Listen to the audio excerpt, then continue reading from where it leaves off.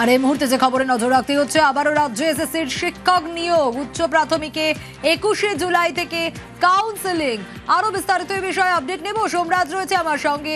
সোমরাজ, আবারও রাজ্যে এসএসসির শিক্ষক নিয়োগ কবে থেকে, কিভাবে কাউন্সেলিং, কি নির্দেশ, আরো ডিটেইল জানতে চাইবো।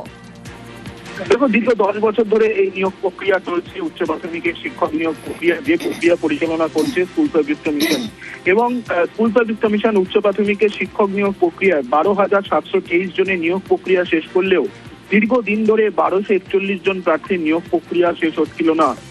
মূলত আদালতের পক্ষে বারবার নির্দেশ দেওয়া হয়েছিল, এমনকি সংসদীয় হাজিরার কথাও বলা হয়েছিল।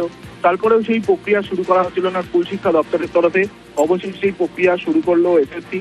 21শে জুলাই থেকে 1241 জন প্রার্থীর কাউন্সিলিং প্রক্রিয়া শুরু করবে এসএসসি। অর্থাৎ রাজ্যে ফের শিক্ষক নিয়োগ প্রক্রিয়া স্কুল সার্ভিস কমিশন শুরু করছে।